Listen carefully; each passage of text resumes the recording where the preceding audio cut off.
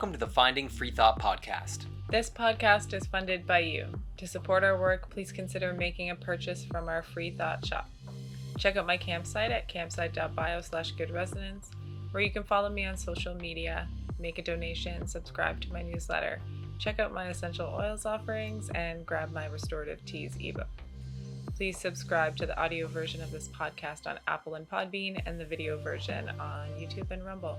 Be sure to check out my 6-episode sci-fi comedy series, Simon Esler's Dystopian Imaginarium, along with my 60-minute comedy special, Theorize About Conspiracies, and my 3-season hit show, Worlds Within, all on Rise TV. And don't forget to hit up simonesler.com for all of my work, to join my newsletter, for links to purchase my NFTs, make donations, and follow me on all social media. You can also join my locals community, Team Free Thought, at teamfreethought.locals.com, where I'll be offering subscribers previews of new sketch comedy material, documentary work, and private broadcasts for supporters only. As a member of Team Free Thought, $5 a month gets you all of that, plus a 15% discount at the Free Thought shop.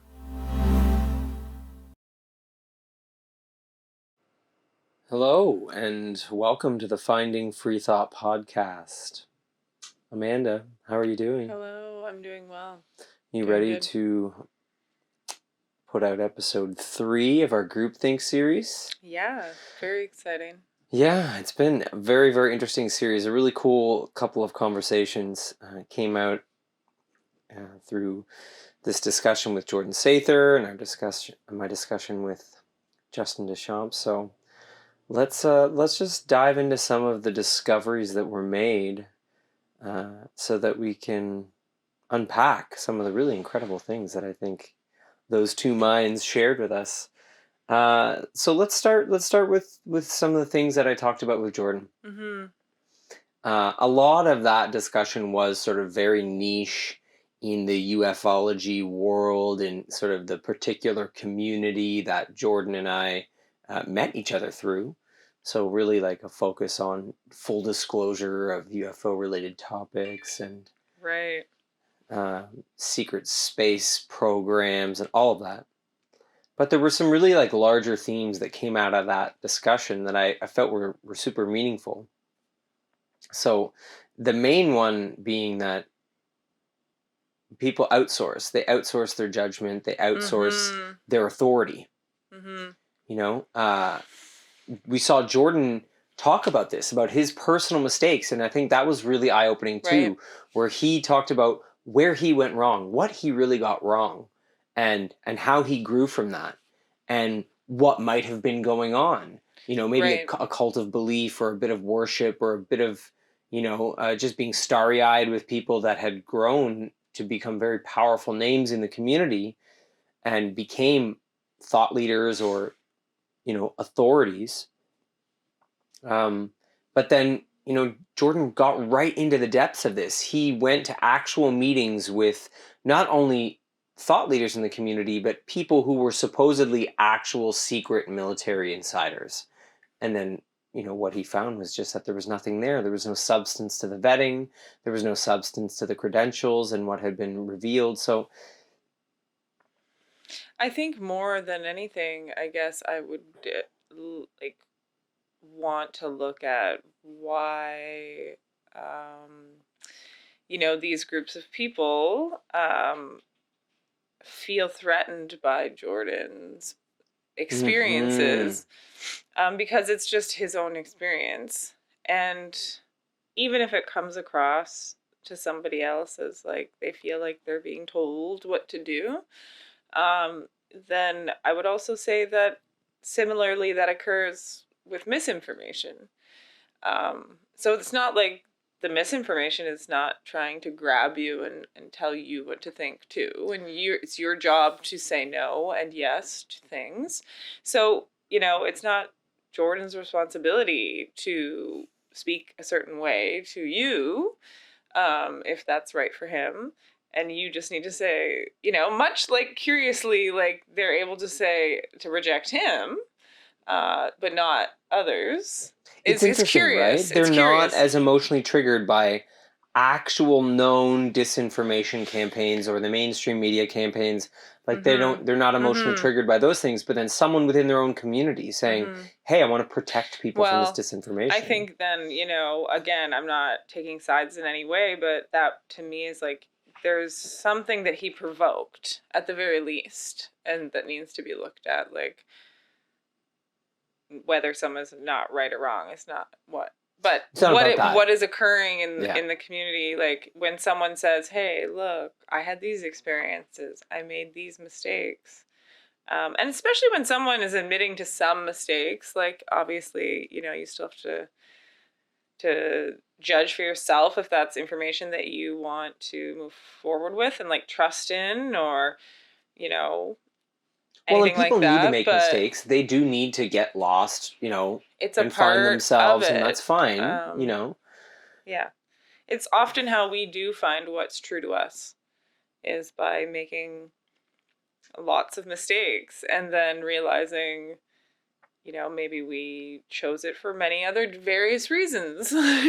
Not the reasons we thought. Yeah. And that we learned about ourselves, and that's, I think, in my opinion, mainly the purpose of life, is to really learn about yourself. So in this situation, like, my questions start arising around like the groups of people and the individuals really in those groups, to like really ask yourself, like, even if you don't agree with someone, why do you have to take that stance that what they're choosing to do is somehow ruining things for you? Yeah. Or that they're a bad person. Well, and this was the accusation that was lodged, like, for example, I had such a personal experience with it, because after going on Jordan's podcast and talking about fake spirituality, and going on a podcast that was specifically, his podcast, Conspiracy Analytica, is really meant to dive into this niche and to unpack what's really going on in this community, because we're the tip of the spear in some ways. And so that means we're targets of operations, right? Sure. But at the same time, like, to me, a lot of people have used that as a point in which they don't have to do anything else, like in terms of like self-learning. And that it's like, well, I'm a victim to a certain extent, so there is like almost a relaxation in terms of like the work that you're really doing, like the internal personal work that you're doing, when you say that, oh, well, I'm being attacked. Well, no, but it's just kind of ironic, it makes it a little bit of an illusion in terms of what's the point of that? Because I'm being attacked. I think everyone is being attacked. I think they're allowing themselves to be attacked in ways that would be easily overcome if they were more deeply watching themselves, if they were aware of how groupthink was affecting them, right? This is because that was my experience, is that people were upset with me for even associating with Jordan. One of the comments, for example, was like, I hope you're done with your bromance with the great divider of the truth movement. And so there's like these very lofty claims that like Jordan himself is like parting the truth movement into two camps, and that he is like this active divider. And my only point is that what he's calling for is, hey, obviously we're going to be targets, so let's know ourselves well enough, let's know our community well enough to not fall prey to that, so that we can just be more successful together, be more clear together. Sure. Or be more comfortable with being wrong, with not knowing. And these were themes that came up with him a couple times, right? Just being wrong, or just having no idea what's going on. It's a very important, powerful thing to do. And I guess that's why I would definitely be alert to somebody who feels like they know everything, at least. There are some things that we know and some things we don't know. So I have a question for you. How do you feel the practice of not knowing, and that is something I believe we can practice, right? Is like, I think there is an actual internal alchemy of not knowing. So how do you feel that affects the groupthink phenomenon? Because my instinct is to say that, like, when you get good at not knowing, it's a great way to unplug and to become distinct enough to not be swayed by the group phenomenon. Because it's unlikely that a group is falling into sort of an unconscious not knowing together. I feel like not knowing itself requires some subtle conscious work. So what is your perspective on the way committing to not knowing affects the individual within the groupthink influence? Do you know what I mean? I'm not sure if my question is clear. Like, how is not knowing a tool to ensure that we don't get pulled into unconscious groupthink behaviors? Or in your experience, perhaps. Yeah, I guess I am just speaking from my experience, but for me, it's like it opens up more possibility, and it also allows me to be open to the variety of ways that life unfolds in an individual. Mm-hmm. So if I decide to not know, then that almost gives me an opportunity to connect more with someone else, because you're emptying yourself. I'm not here to know what they're doing and their truth. Like, they can tell me all of these things. So, or what is right for them. Like, I'm more open to taking in another's experience and another's viewpoint. Right. And the way that they conceptualize a situation. So if I've determined that I know, then those things kind of get more blocked away or fuzzier, or there's less room for those things. There's less room for the, like, more variety of ways to conceptualize, like, you know. But I wonder what a larger emphasis on not knowing within groups would really result in. Like, to me, it's just kind of an interesting thought experiment in terms of, like, what if groups of people were just getting together to not know more deeply, and that was the coherence of the group. I think there would be less mental anxiety. Mm-hmm. I think that would probably be, I would say, from my experience, when you choose to not know, it's a freeing action. Like, I feel incredibly liberated every time. Like, from the first time, and it's funny because I'm a knower. I like to know things, Yeah. So I thought it might be, like, painful and uncomfortable. And I'm not saying it always isn't. Like, there are certain things I want to know, and I'm like, ugh, that's a little tender that I have to, like, not know that. But for the most part, it's actually surprisingly freeing and liberating and fun to do now, and, like, incredible. Like, I love doing it. Yeah. Like, I do every time. It's a fun, daily, constant exercise for me now because of how free I feel when I do it. Like, It's like a drug.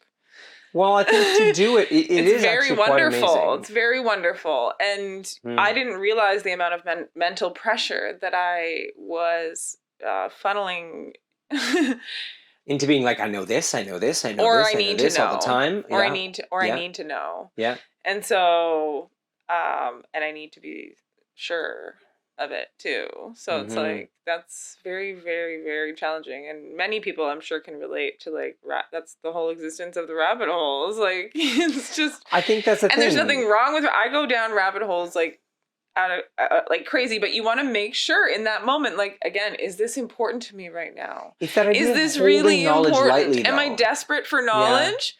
Am I desperate to be sure? Am I desperate to be certain? Am I desperate to know? So there are two things going on there, though. So there's the improper searching. So searching something that really doesn't align with your authentic discovery of yourself, right? That is a distraction from you knowing yourself more deeply. There's that, but there's also, like, let's say you're going down a path that does have some valid knowledge for you. I think there's the practice of holding knowledge lightly, and I've talked about this since the beginning of sort of my work within the conspiracy space, that the ability to hold knowledge lightly is something that I think people who are in truther, conspiracy, alternative media communities need to practice more deeply.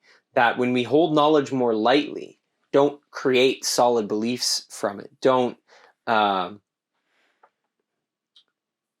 let it constrict us. Like you said, like, don't let it block so much of you off that you struggle to form deep connections with people who aren't focused on those same beliefs or on that same body of knowledge. You know, like this is, and I think human design has some insights on this that, you know, it actually might be a bit too much of a rabbit hole, but I do think often about the way in which we have a tendency to be fascinated by certain things, you know, within who we are as human beings. Like I'm very drawn to the extraterrestrial space phenomenon. Others are more drawn to like entities and things like that. And others are more drawn to ghosts and things like that. Like I know that human design has some of those. It has that notion that within your design, your life path is going to be drawn to certain bodies of extraordinary phenomena. You know, those realms of unknown. We're drawn to specific realms. Well, yeah, you know? and I think there's a lot about, I guess, just things that we're drawn to that we haven't really quite observed fully yet. Like why we're drawn to certain things. Yes. Well, I mean, I listened to Mike Barra today. He was on the Mars Chronicles with David Whitehead. And, it was really interesting. He was talking about this, about how he didn't watch X-Files and all the sci-fi shows growing up, like Outer Limits and all that. He didn't watch those and then become interested in the ufology phenomenon. He was born with that deep interest. He sought those things out. And then through engaging that content, it furthered his interest. And then after saying yes to that enough times, it became his career. And I think a lot of us in this space are coming from that perspective. And that can be very, it can be very helpful to know that about yourself. But I think that's one of the things that creates this knowing that is so firm in us and so against the idea of not knowing, that we become inaccessible to the rest of the world. It's how these sort of echo chambers form. You know, people will become so fascinated, let's say, with ETs because they have drawn that to them on their life path, right? Who they are. So they've had experiences. Like I can say this myself. I've had very intense extraterrestrial experiences that were very clear and very personal to me. And so for me, I'm like, yeah, of course I should talk about this. I should share this with the world. I've seen it. I've experienced it. You know, it's true. And, you know, you've talked about this with me before. Like, to what extent is that me on my path pulling those things to me, or me seeing the extraterrestrial phenomenon because I need to have a focus on that in this life, whether or not that's actually what I'm experiencing. That there's a part of me that sort of needs energy. That's like I don't know. that energetically like is going to maintain a focus. Okay, so when we're looking at the fact, I want to circle back here. I'll just be honest. Our podcast got disrupted because the delivery person bringing our food failed, and we had to pause things.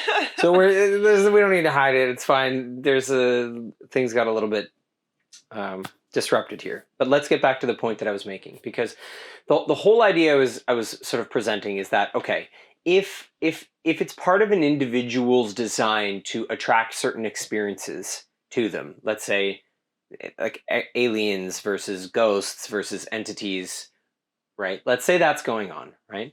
And so there's a part of you that is naturally finding those experiences in life and maintaining an interest in those things, right?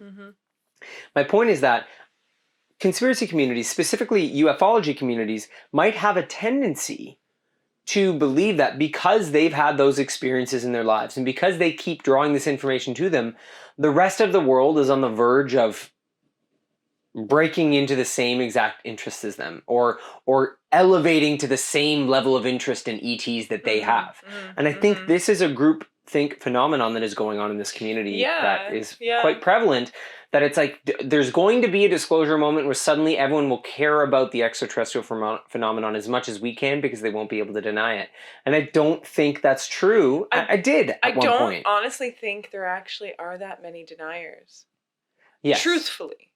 There just aren't that many people who are immersing themselves like that. It's I the think immersion. most Yeah. people are like, well, yeah, I can get behind the idea that something exists. Like, we know that there's like crazy creatures in the ocean we don't even know about. There's all this stuff on Earth we don't even know about. So people are quite open-minded at this point, even like fairly, yeah, sure, you're going to get people who are deniers. Of course. You need both sides. This is a biverse. You know, like we're a binary consciousness. We have all these things. We go from one to the other. So yeah, you're going to have naysayers, no doubt. Like, that's fine. But you're not here to teach the naysayers, are you really? Like, you know, this is not the purpose of your path. But there's this big concept of disclosure, of larger scale disclosure. You know, and there's debates about what's happening in that realm, whether it's going to be a big mass event or whether it's just going to be constant, gradual shifts in consciousness that lead people. And I guess my question is, does it matter? Yeah, is that a knowing that's worth does it building matter? Up in yourself? And that's an individual question I ask to even all the listeners right now. Like, you ask yourself that. Mm-hmm. Does this matter right now, in this moment, right now? Maybe tomorrow it matters to you. That there will be some sort of larger expression of disclosure. Maybe. Mm-hmm. But maybe today, right now, in this moment, as you think about other things, as you listen to this podcast, whatever. Mm-hmm. Is it important right in your now? Life? Well, and especially in your journey to know yourself. Yeah. In your journey to better understand yourself. Yeah. Is there a part of you that relies on a full disclosure event or an arc of disclosure? You know, and I think there is some emotional investment in there, some attachments in there that I see occurring on a collective level. I can't accuse any specific individuals of that. No. But I think the point is that it's natural. Yeah, it's a natural thing that's going to happen. It should happen. I mean, all of this is natural in my eyes. Like, as I listen to Jordan talk and Justin talk, and all of this is natural. Mm-hmm. Even if it's upsetting or obscure or weird, or you have like turmoil inside you or whatever, that's still natural. Like, what's wrong with that?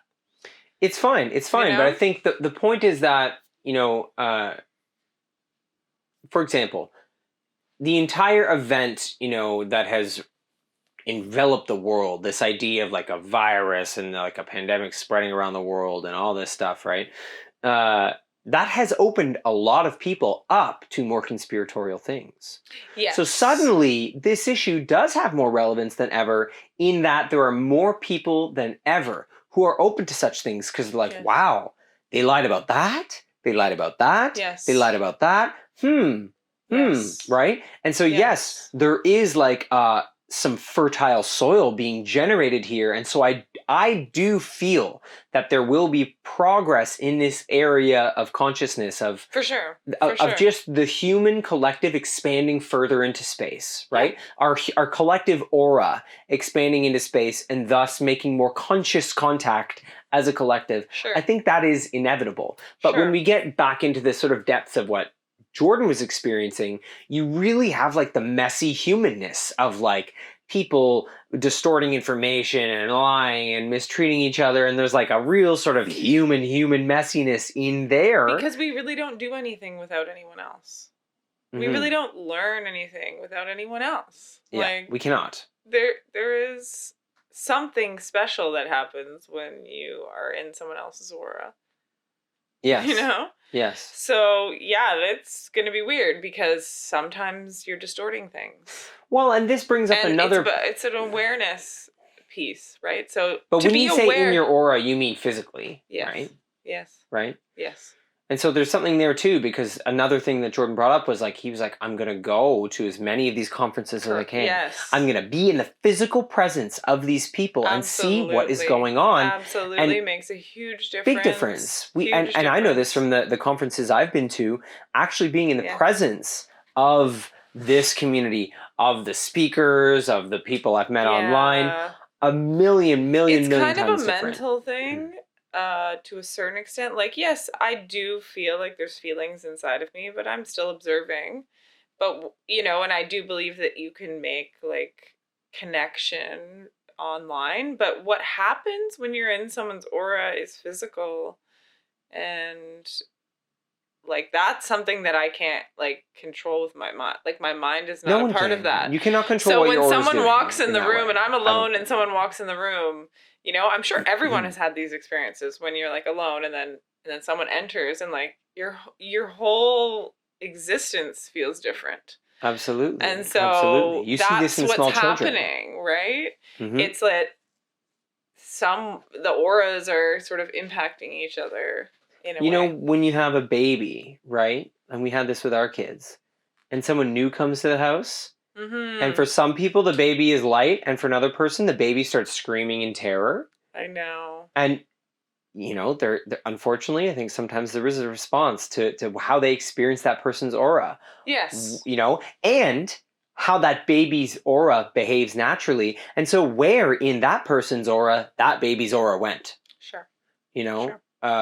And I think that, you know, that's an interesting way to look at all this. So to me, this is one of the reasons why I wanted to talk to Jordan about this issue, was because he took the time to go into the weeds. He got the chance to go into the depths with insiders and be physically, he has valuable right? experience. Direct experience. That's not the same as the online thing. It's like he says, anyone can get on a YouTube or a Zoom video and be a certain person on one clip and go and be completely different when they're off camera. So this is why being in the physical presence of people, checking these things out in a physical way as much as you can is crucial. Absolutely. Right? It's so important. It's easy to see, and like we already know this in maybe perhaps a little bit more of a superficial way, but people have now, you know, come to be aware that, you know, for example, Instagram or other social media, it's like very polished, you know, or has been, and that's fine if like it's a place for being polished if you have a business and you have things like that. It's like, yes, you don't have to like be sloppy and like, you know, but people started to think that that's who people are. It's almost like celebrities, how we look at celebrities and we're like, you are like your character or what we think you are because, you know, all of society has put you in this box. And so the online realm kind of puts you in that realm where it's like you want to post, you know, nice photos. And if you have a business, that's fine.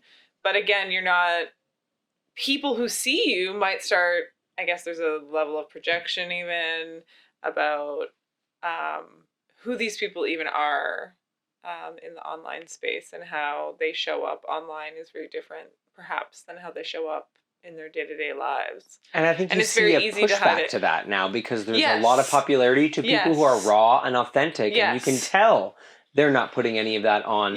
And so there's something important going on there as well. I think people are waking up to that and trying to seek out that which seems more authentic and more true to who that person might actually be. Even though, in the end, without being in someone's physical presence, there's just certain information you're never, ever going to get about that person. As long as you are relegated to communicating with someone's being and someone's information online, we have to accept the limitations there. And this came up a number of times with Jordan, where it was just like, what does it really mean to just be watching YouTube videos on a subject all the time and to not have physical presence with someone's information or a person? Or what does it mean? You know, we could hop over to some of the things that I talked about with Justin, actually, where, you know, what does it mean to only gather this information in a community setting where everyone believes the same thing as you, and to never really withdraw from your community, find sovereignty, find individuality, find free thought, and be with the information on your own without the influence of others.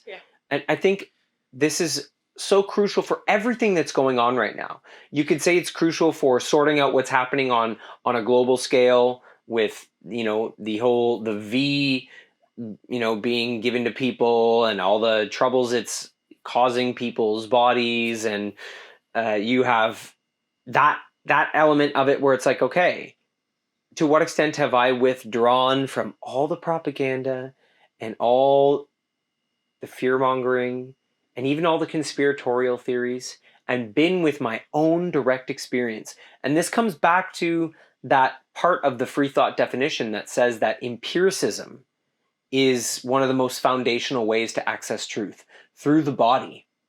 And when we talk about the body, then we're talking about the aura, really, as well. Mm-hmm. That physically experiencing truth is foundational to understanding ourselves and the reality in which we function. Yeah. And I think this is totally missed by not just conspiracy communities. I mean, like most communities right now that are sorting through large bodies of informations and niches and all that stuff, because we have become so dependent upon the internet to form communities now.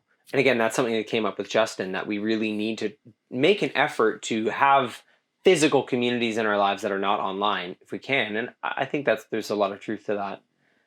Maybe not 100% for all people, but there's something there about finding physical presence with other beings as a means of evolving and not just having online connections. But then there's also the way that lockdowns and all that stuff forced us to rely on this more. And did we really notice what we were losing when that happened? Did we really notice the way that affected our relationship with bodies of information? So did the ufology community notice what happened to its collective discernment when we stopped meeting up in person? When we stopped being in each other's auras, right? So prior to lockdowns and all of this, people were in each other's auras. They were meeting physically on the regular, and there were deeper exchanges happening there. And perhaps it was leading to more people... GroupThink. Or the other way around. Maybe it was leading to more people being like, wait a minute, something's not right here. I just finally got to experience this physically, and actually I'm now starting to feel something different is going on. I just mean, what opportunities were lost when communities centered around something like ufology stopped physically meeting? Because we need to physically meet in many ways. True, but at the same time, we don't have a sense of ourselves. For the most part, we don't. So when we don't have a sense of ourselves and we begin to engage with others, this is something else Justin mentioned that I absolutely love that he mentioned. If you do not know, and I'm a victim of this. I mean, I don't see myself as a victim, but I'm a participant in this engagement. When you start to, you don't really know yourself necessarily in a situation, and you go in and you're influenced, or you're influenced by the group. And so this happens often. So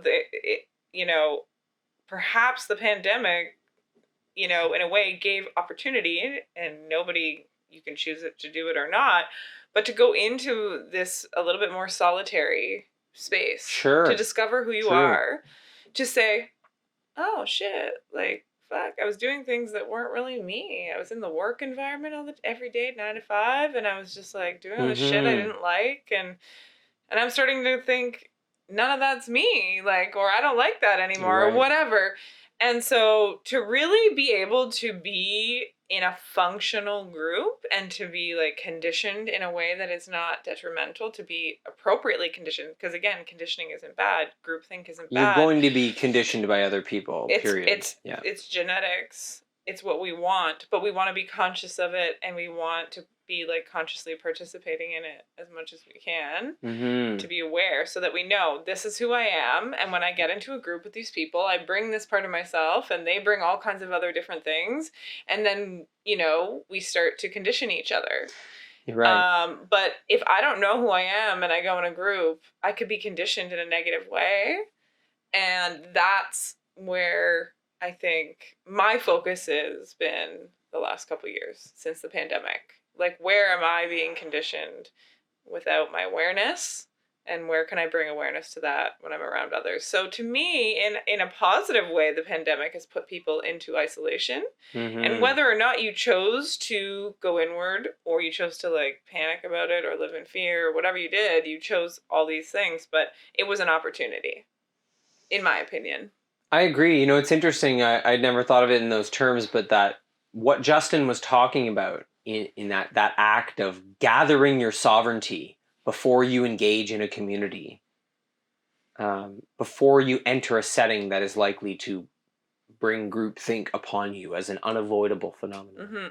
That it's true that the pandemic created like a mass ritual for that, where it's like, right now you have solitude, you have unavoidable solitude and isolation. This is an opportunity to escape groupthink, actually. It's interesting. There was like a mass opportunity for all of us as individuals to step away from groupthink, to gather ourselves, to be like, who the fuck am I? So many people had to face that intense question where it was like, who am I? What am I doing? I can't do this career anymore. I can't live here anymore. People are leaving cities like crazy. They're changing careers. Where it was just like, wait a minute. I have been in homogenization. I've been in this weird homogenized state with others that made no sense. And so it's interesting. You're right that it forced that. And I was looking at it on the flip side where it's like, you know, what happened when we lost it? But I think it's back and forth, right? It's like, it's both, we had the benefits of it and we lost the benefits of it, but we were forced into a solitude that severed the groupthink. And what are we preparing for, right? Like, think about it. What are we preparing for? Knowing ourselves. That's what we've been doing. That's what we've been trying for. People who meditate, people who are spiritually inclined, people who are religious. Like, there's a massive wave of people trying to attempt to, quote unquote, wake up, which to me just means knowing yourself and being aware. Like, and it's just a forever life thing. Like, you're here There's no plateau. Just become more aware, like, and more aware and more aware and more aware. That's, in a simplistic way, I think our whole existence is like awareness based. And so if I'm just here advancing my awareness, and like, which means knowing when I'm participating or when I've been caught up in groupthink, and watching like what it is that I feel like I am not watching when I go into those realms. So it's like about awareness for me. So it's like, I'm not trying to necessarily eradicate being, you can't. You know, you can't eradicate those things, but you can watch yourself, and therefore, like, you know, those times will become more clear and chosen and purposeful and correct for you. Intentional. And not weird and making you sick and leading you in like directions that frustrate you or upset you, or, you know, all these other things. So it's not really anything, I think, but that to me.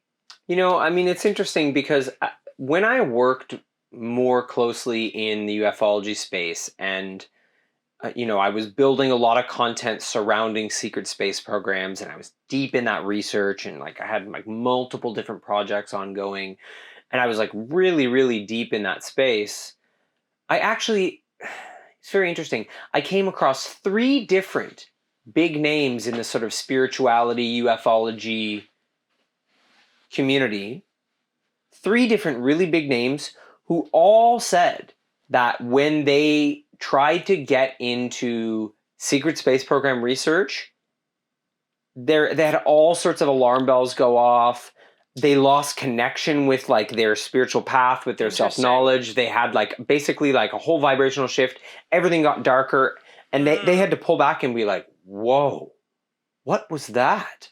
Why did things get so disconnected and dark for me when I entered this one topic being focused on by this community? So, you know, like I had multiple, you know, I had 2 instances where it was interviews that I was gathering for a show, and both of these people were like, I used to talk about that and I will never talk about it again. I'm never going into that subject matter.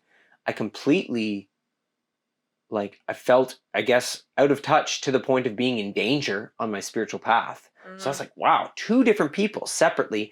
And then a third was like a teacher that I was working with who was, you know, this was someone who was creating content and like book writing in a very broad way with like spiritual teachings, and was considering involving some material surrounding like ETs and secret space programs.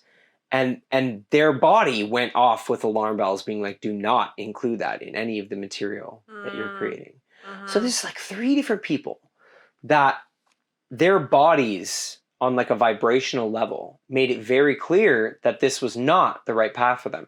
So I want to unpack that a little bit, because the initial impulse is to be like superstitious and be like, it's because there's like darkness and like there's dark entities, or there's like curses surrounding this, or there's like psyops targeting people if they get too into it as like a defense mechanism to make sure that people don't get too into this.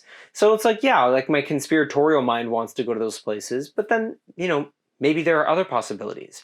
Maybe these people's bodies were sending them this message because it just wasn't their path. Yeah. You know, because it just wasn't theirs. Yeah. And maybe that was all it really was. Even though from my perspective, I was like, whoa, what's going on here? And now, admittedly, I should turn that off. Now, admittedly, I'm a little bit more on the outside of it. I still maintain a fascination and a desire to research secret space programs and the extraterrestrial phenomenon. Not as intensely as before, perhaps, as a sort of sole path of research, but I do find myself a little bit more on the outside, a little bit more looking from a larger perspective, or being up on a rooftop and looking at it from above. I do find myself in that space as well, and I'm like, like, I very much relate now to these 3 different people that I encountered when I was on that path, being like, yeah, like the depth that I was in was too much. It was not beneficial. There was a loss there for me. There was a loss of like, hey, where am I going? There was a loss of direction. There was a loss of individual self-knowledge. And this is one of the things that drew me to more consciously pull back, where I was like, how is this practically building my knowledge of self? Mm-hmm. Because some of it initially was because I had personal experiences. I'm an experiencer, quote unquote. So I've had extraterrestrial contact in a deeply personal, intimate way. So I was like, yeah, I want to chase this info because I want to better understand what happened to me and why that happened to me and how that affected me. But then it got to a certain point where I was like, this is no longer building knowledge of self. I did hit a wall, you know? And I know that you used to be much more deeply into certain conspiratorial topics that you eventually walked away from. I think it was more like for me, it was when I was young. And I was very interested, like, this is one of the things about me, is that I do feel at times like pressure to know mystical things and deeper hidden truths and things like that, but it's not always correct for me. And so that's something that I'm learning, that going and that is a focus for me. But so yeah, when I was younger, it was more of a focus because it was about things that were hidden and things that were mystical and like stuff like that. So, but I have never had any experiences myself. It was just because I was open to like so many different ideas and inspirations and think expansively at times. So I was like, of course. And it also, the hidden part of it is what intrigued me, that the fact that people are hiding things. Yes, the occult. So I was more interested in like occult knowledge and hidden things is why it interested me. It wasn't really about learning about myself or anything else. It was just that. Right. So then for you, the movement away from it was really just more about... I just naturally fell away, and I was like, I know aliens exist and all this stuff. I don't need to know any details at all. Like, I feel that's unimportant. This is what I mean. You don't have that within you. You don't have that drive to seek that information out. Whereas I do. It never really goes away. It's just a knowing. Yeah. For me. It's just a knowing in my body, and I'm like, but I don't need to mentally know. So that's a different thing, right? Like, knowing and knowing mentally and knowing in your body what that is. So... Many people can know things in their bodies, but when you start to attempt to know things mentally, that isn't necessarily what is good for you. We have to unpack this though, because this comes up a lot in conspiracy, truther, spiritual communities, right? People will often argue, I know this is the truth because I can feel it. I can feel it vibrationally. I feel it vibrationally. I feel it.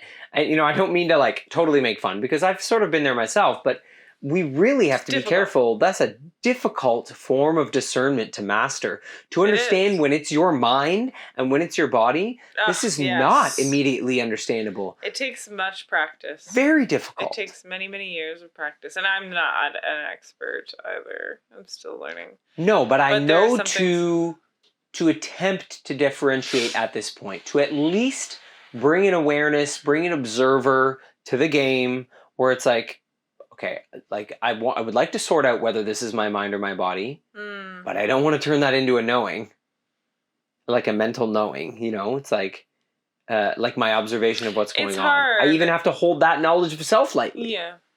Yeah.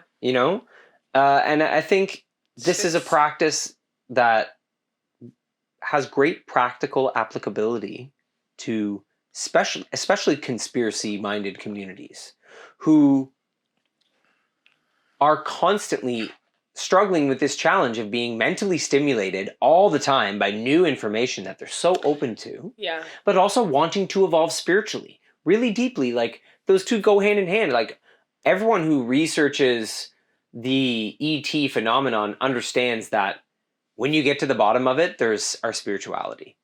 You always end up there. The rabbit hole of the ET phenomenon always ends up at the spiritual questions about who are we as divine beings. Everything always ends up there, right? And so that's why, like, it's kind of funny because you can always end up there no matter which path you take. Mm-hmm. So that's why it's phenomenal to be open to not knowing, because then you can take in another's experience. You can take in perhaps like another person's way that they've conceptualized their own life. Well, yes, but you're much more designed to do that than I am, right? You are much more designed to take in another person's experience by sort of going into that person and experiencing them. Whereas for me, I have probably more focus on self and more definition in terms of self for who I am. And I'm not necessarily naturally doing that, with such ease or in an automated way. So, I mean, what to you is the difference there? Like, let's say I'm practicing not knowing and I become like more firm in practicing my not knowing. That avails me to the other, but in a way that's unique to me. It's not availing me to the other in the way that you've become availed to the other in what you've opened up through your not knowing. No. So how do you perceive the difference there? Just let's say from the example of you and I. What does it mean to be more open to the other for someone who, in human design terms, is not a projector, who isn't projecting into other people's auras and naturally exploring the aura of the other? I don't know. You have to tell me. I mean, through your understanding of human design here, right? Because you're talking in broad terms of not knowing, making room for the other. And it does. It really, really does. And again, if you really want to go into your own individuality, then you can look deeply into your own design and your own, like the genetics that you're here playing out, that you carry with you, that you're conditioning others with. Because we're all conditioning. And I think that's funny because sometimes people are like, they kind of talk about it like they're victims of it. I do that sometimes where I'm like, oh, the conditioning. But we are all conditioning and receiving, like we're emitting something. All of us. Well, except for reflectors. In that sense. But everyone has, Well, we could talk, why don't we just name the aura types right now really quickly, just to lay some of that foundation, right? Sure, yeah. So you have generators. And what do their auras do? What does the generator aura do? Well, the generator aura is like a magnetic aura that like pulls things towards it and envelopes these things, so it kind of pulls things into it pulls experiences and people to it, right? Yeah, it pulls life. It's like life itself. Force. Yeah, it pulls life itself towards you. So like that's the whole thing with the generator. And what's the percentage of people on Earth that are generators? Roughly about like 70%, including manifesting generators, which is like a sub. It's a subcategory, which is what I am. Yeah, but so just to give people who are listening a little bit of insight here into human design, and that there's these aura types, and that, okay, you're looking at 70% of the planet has this aura type that is magnetic and pulling things towards it, right? But then you have the manifestors. Yeah, they're like 9%. That's 9% of the planet. What does the manifestor aura do? The manifestor aura is repelling, and... So it's more firm in what it is doing inside of itself and is repelling people away. It's not pulling in experiences. Yeah. Right? Yeah. You can imagine it like a little bit more of like a shield of some kind. It's very shielded. Even though they can be conditioned too. Like, it's not like impenetrable. We're talking really basic terms though. Yeah. Yeah. Yeah. Okay. So you have the generator that's more magnetic. You have the manifestor that's sort of shielded and more repellent. And then you have projectors. Projectors. Okay. Which are focused and absorbing. So the projector's aura basically penetrates your identity and then also absorbs. So it goes in, it penetrates the other, and then it also absorbs. So it's focusing and absorbing. So in a very focused way, it goes into someone else's aura, it gathers information about that person's aura, yes. And it retrieves and then it takes that. it into itself. Okay. And then there's only one more type, right? And then there's you have the the reflectors, reflector, which is like 1% of the population. Okay. So and what does the reflector's aura do? Well, the reflectors is like completely open, so they have no defined centers.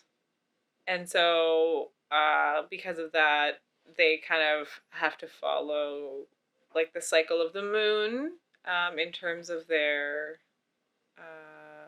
like decision-making process. Right, but their aura, but what is their aura doing? Mirroring. It's only mirroring, so it's very literally because sort of just there's no definition. Right. So when you think of like the defined, wherever your defined centers are, you're emitting that. And when you say centers, you're talking about chakras, really. Yeah. So wherever you have a defined chakra, you're conditioning someone who has it undefined. So if you meet someone with an undefined sacral and you have it defined, you're conditioning them. It's like puzzles. That's just how it works. Puzzle pieces. It's like a genetic puzzle piece. It's a big genetic. So humanity is this big genetic puzzle piece. You have all these different aura types who are behaving differently in their energy and how they move through life. And then you have chakras that are either more open or more defined, and we are all fitting together with openness and definition in our relationships, and then also in the way that we're being impacted by the stars, which also affect the way a chakra can be more defined or more open as we process through the stars on a daily basis. Right. So I just wanted to give everyone that sort of large picture of what human design is talking about. This big, beautiful human puzzle. It's really quite incredible. But to bring it back to what you were saying, you know, in terms of not knowing, right? And not knowing availing us to the other, right? But then in the way that's unique to us. So if you really are practicing not knowing as a generator, then, you know, it's about being able to pull the relationships to you, but to really be able to honor those relationships that you're pulling to you. Or, you know, not knowing as a manifester and being a more shielded sort of being, but again, like being able to relate to others in a way that is more true to your design. Yeah, like that's the thing. If you're not here to know, then you have to give that up. Like if you're not here to know those things, you have to surrender. And so yeah, it can be painful because your mind is going to want to fight to know. Okay, so there's something that I want to bring up here, because the mind wants to fight to know, and the mind wants to fight to pretend it's in control, but the mind is not in control. And so this is when we get into the truth of the body, and this is the truth of the body in human design, but this has been talked about for many decades. Yes. That the body is living your life already. Yes. Your body is living your life, and your body is precognitively living your life. Yes. And this is a really interesting phenomenon, that your body knows what is coming before it has arrived. That our bodies are prescient in that way. Whether or not we are actually listening to them, it seems to be the case that no matter what your aura type is, your body has a sense of what's coming. Because your body, this is why human design, I think, is interesting in terms of decision making. Because it's like, being able to follow the design that lives within your body sort of requires the understanding that your body must understand the future in a way that you can't conceive of. Your body must know things about what's coming that you cannot know. And so the body's sort of whole system telepathy, or whole system sort of precognition, I should say, it's unique. So each of us has a kind of bodily precognition that is unique to us. But the point is that the body is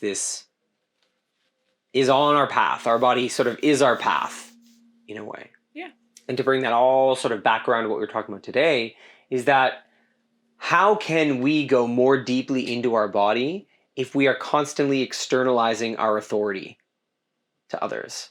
And it sort of arrives at this notion of inner authority. And that term is very sort of big in human design, but even just human design aside, I think the term inner authority is increasingly important in today's world. And I think it is a huge concept when we talk about groupthink and what happens to one's inner authority when you become consumed by groupthink. I think this is super crucial, and it came up in its own way in both the conversation with Justin and the conversation with Jordan, that we have to be refining our inner authority.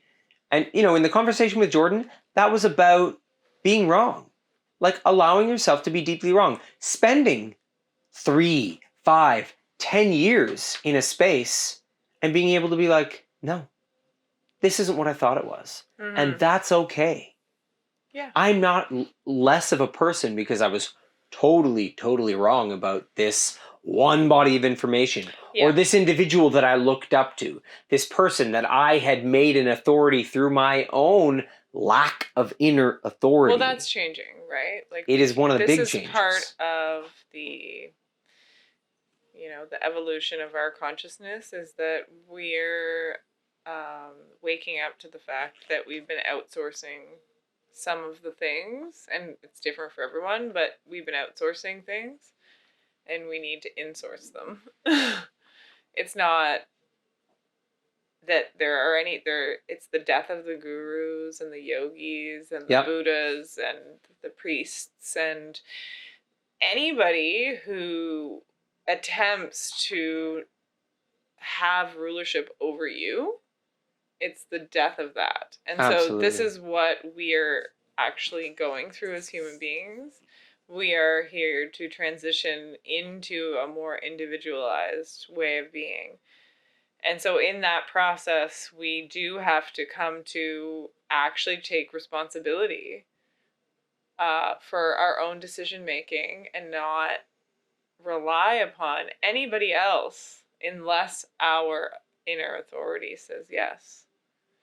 And I know that it's actually quite a long process. It's a really long process. It's a lifelong process. But that's what I think that we're all here doing here. That's I do believe that's a big part of human existence right now. Yeah, I took a note. I took a note in my interview with Justin, and I just asked, is the Great Awakening actually the great individuation of the sovereign human being? Is that really what the heart of the Great Awakening is? And I'm starting to believe that is really the truth, that the Great Awakening is not the collective harmonious event that we believe. It's hyper individualized. It's the great individuation. It's actually going to be kind of nasty. It's going to be tough. To be honest. Yeah. There will be a lot of things, and we're seeing it already. You probably, on the path to individualism, you're going to have extremes on both ends. So you're going to have the people who are desperate to maintain the tribal force, and then you're going to have people who are very unhealthily representing individualism.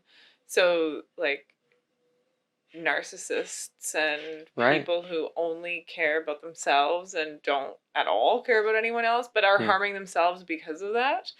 That kind of thing. And I expect that. Why would we not? Again, it's a binary. It's very there's we kind of go from back one to the other, leader to follower. We do all these sort of dances in our life. And so I think on the path to individualism too, like there will be these difficult times where people will potentially at sometimes look, and we've already seen this for many years, like people have been criticizing the fact that like selfish generations and such, which I don't believe there's any truth to. I just think this is like how people are on their path to learning what it is to be a sovereign individual.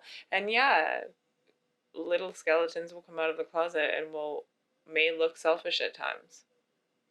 Yeah. It may look that way at times. But yes. I think it's what we're headed to. So in order to get there, we have to work out the kinks, so you'll see that. It's okay, whatever. I mean, call it out and do what you need to do in your relationships. Don't let your boundaries be trampled because of it. But also, I think there's some spaciousness that you can give these times because everyone's trying to figure it out. Yeah. And that's why I think too, like both Jordan and Justin gave really great practical examples of like some things that you can do right now, starting today, to help your mind in these GroupThink scenarios. Like, I remember Jordan talking a lot about habits and like, we look at our habits in our life and people are starting to look at like their physical habits, but our mental habits are really important. And so watching like your mental habits, your mind, what you think about things, why, question that, watch it, try to see yourself as a passenger, as a witness, as, mm-hmm. If you were to imagine yourself as someone else viewing it from the outside, whatever it is for you, and then I know Justin was talking a lot about like spending time alone and journaling a lot about like what's coming through. And I think that's a pretty good suggestion for anyone because I always get a lot out of it. I think why is it a good suggestion is what's becoming more clear to many people. Like journaling has been pushed by therapists and self-help. I mean, that's like the oldest tool in the book. But I think the notion that it is the individuation we need to develop to survive a time when systems that relied on groupthink are collapsing. Systems that functioned on groupthink. It was requisite for some of these systems to even exist. And as those systems collapse, there is going to be no choice but to find your individuation. And so it's like journaling is now like a survival tool because the rug is about to be pulled out from under our feet. All the corrupt systems that we see falling, I believe, they required groupthink in a way that was detrimental to us all. Mm-hmm. When you look at the way the financial system has been upheld, or you look at the way the education system is finally being questioned, and people pulling their kids out of school like crazy, because the intense homogenization that was going on that was harmful for kids, the way kids were treated throughout the lockdowns and, the closing of climbers and all of that demanded groupthink. Mm-hmm. Everyone take the same pharmaceutical product. Everyone put on masks as often as possible, that idea. And so as this collapse happens, it's just funny to me because the act of like calmly and clearly, regularly journaling about who you are as an individual has now become like a major weapon, a major tool in like the craziest shift in human history. Yeah. It means more now than ever. It's not just like a sort of generic, fluffy self-help tool. He's right. So I think, when you look at Justin's experience of going to a church and realizing that he's not like a super Christian guy, but that he feels he knows himself well enough to enter and to regularly participate in a church now and to share space with people who are homogenized in their sort of view of Christianity and to be able to hold his own and offer what he has to that community. This is what I would love to see happen more in the conspiracy communities. More people taking the time to find who they are and what beliefs are they allowing external authorities and groupthink to push them into. So You know, that's part of why I feel this is an important topic. It's why I want to continue to have conversations.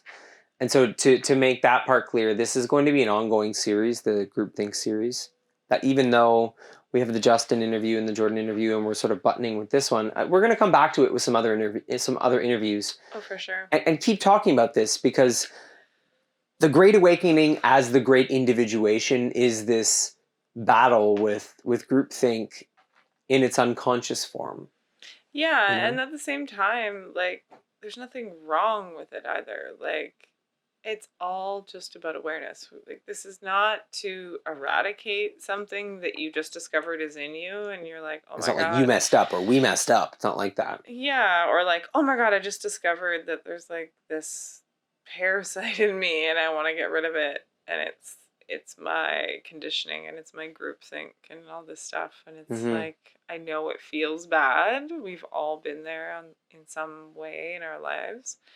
And I think life is just showing us, like, I've definitely been there with spiritual teachers and healers and different things like that, where I outsourced my own knowing and then learned later, like, oh, well, yes, this person was, a healer or a wise person in many ways, but also not just to be blindly followed, because I have my own things that I'm here to see and hear and absorb. So realizing that you're just not meant to like absorb all of the things around you or hold one view or whatever it may be for you. Study under one person. Yeah, or to absolutely. Know. But yeah, there's a lot to learn, and so a lot to learn about the self and others in the group. I think we created a good little foundation for how human design applies to all of this, because I think just starting with like the aura types, it's a good first step, because we're going to be moving into some human design deep dives, and I'm sure a lot of that will tie back into what we talked about here today. But overall, I really believe this idea that we're this massive, beautiful puzzle of genetics and auras and chakras, all fitting into this incredible tapestry that demands the great individuation so that we can have a great awakening. To me, that's one of the best perspectives out there. And I think reconciling the phenomenon of groupthink on a new level is going to be a big part of that. I don't think we have any other choice. So, I'm really grateful that I got to have those conversations with Jordan and Justin, because they were very, very insightful. And, if people have any suggestions as to others we could talk to about this subject, we're open to suggestions for sure. Is there anything else you wanted to wrap up with here, Amanda? No. Okay, great. Well, thank you to everyone who tuned in today in Radioland and Videoland. Thanks for joining us for episode 3 of the GroupThink series. And we will see you next time on the Finding Free Thought podcast. Bye.